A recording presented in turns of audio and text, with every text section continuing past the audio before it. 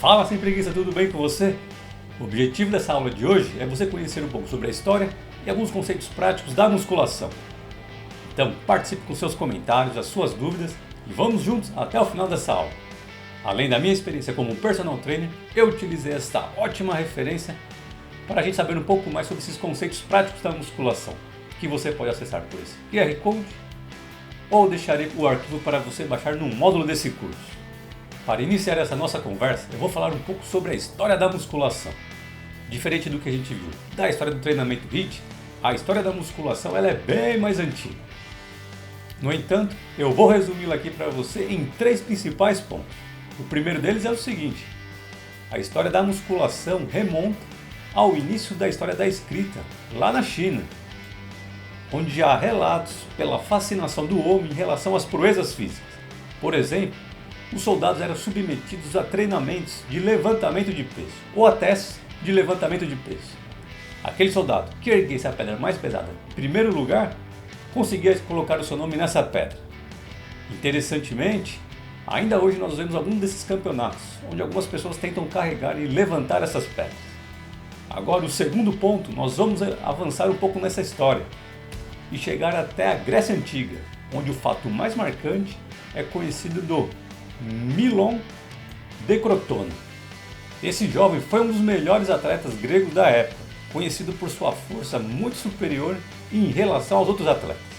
Os relatos dizem o seguinte: seu treinamento consistiu em levantar e carregar um boi desde que esse boi era bem filhote. À medida que esse boi crescia e ele repetia o mesmo método, foi considerado que sua força aumentou também proporcionalmente.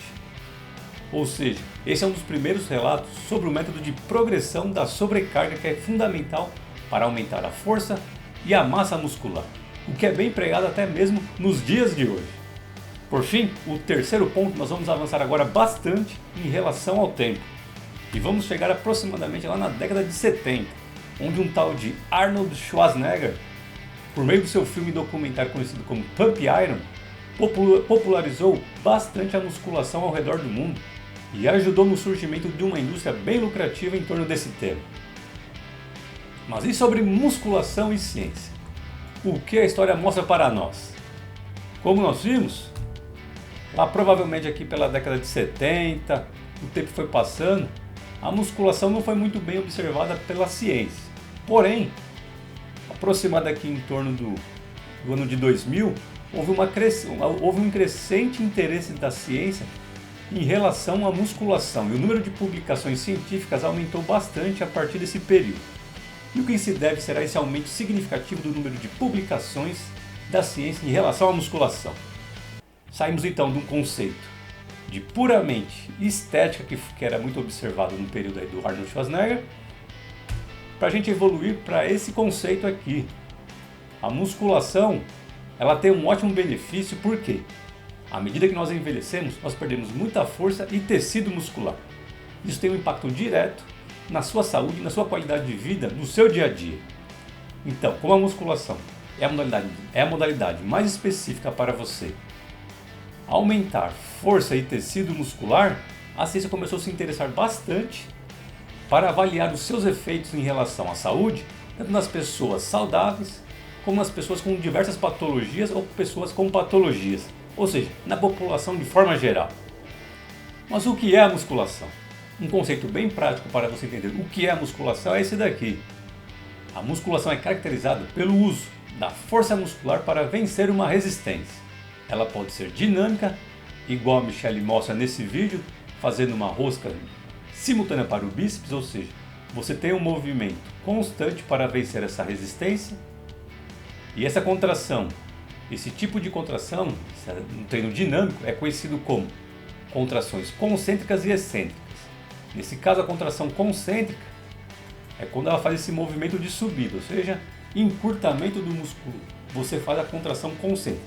Por outro lado, a contração excêntrica é quando você faz o alongamento do determinado músculo, que nesse exemplo do bíceps é quando ela retorna e desce o movimento.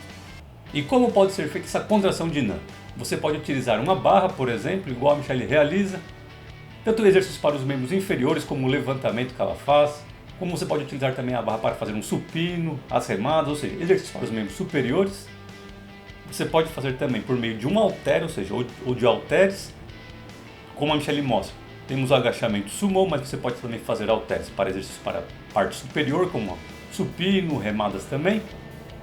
Essa contração dinâmica você também pode fazê-la por meio das máquinas de musculação, onde você também tem diversas máquinas para os seus membros inferiores, como esse leg press máquina, para desenvolver seus membros inferiores, quadríceps, glúteo, como também há diversas máquinas para você desenvolver os seus membros superiores. Parte de supino, como a Michelle mostra aqui nessa máquina, exercício como remada também, enfim. Máquinas também são uma ótima opção para trabalhar a contração dinâmica e vencer a resistência. Outros tipos de resistência para fazer essa contração dinâmica na musculação, você pode usar um elástico como sobrecarga também para fazer tanto exercícios para os membros superiores como exercícios para os membros inferiores. E mais uma opção também que você pode fazer, que é bem prática, é usar o seu próprio peso corporal, tanto para exercícios como os membros inferiores e principalmente para exercícios para os membros superiores. Você consegue ótimos resultados quando utiliza o seu próprio peso como sobrecarga para fazer os exercícios de musculação. Além disso, temos outro tipo de contração também que é muito interessante para você aumentar a força muscular. São as contrações isométricas.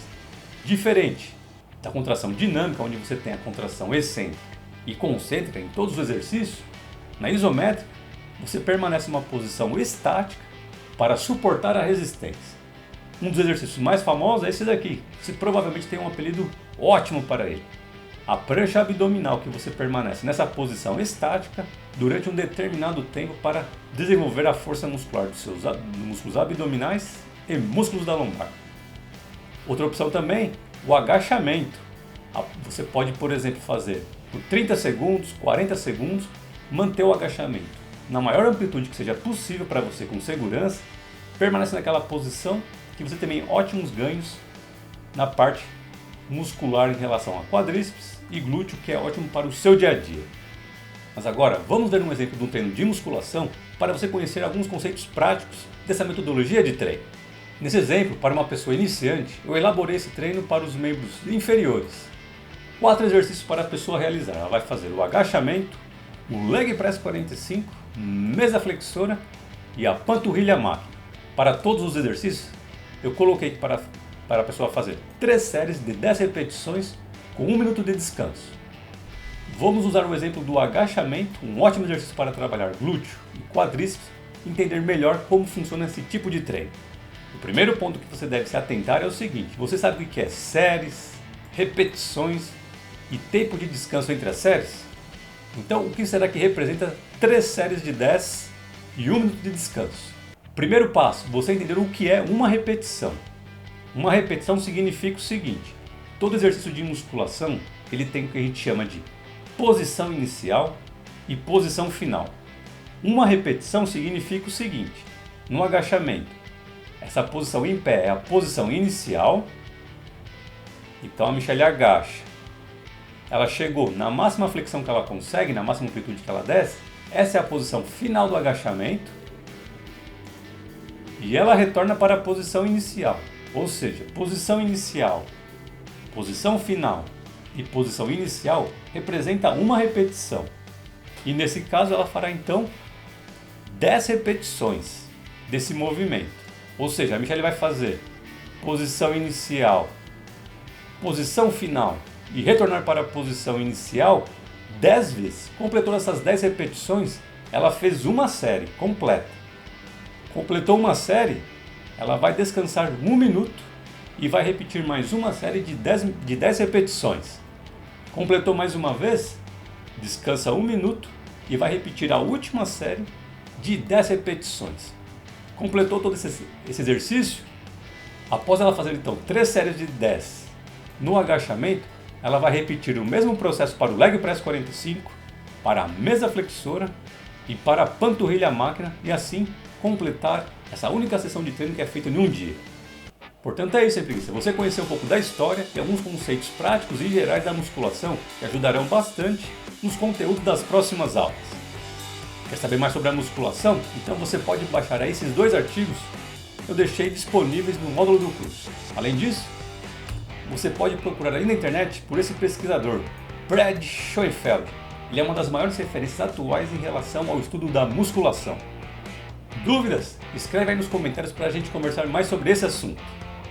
E já aproveito e deixo o convite para a próxima aula, onde falaremos sobre os efeitos da musculação na função vascular. Até a próxima aula, bons treinos e vamos nessa!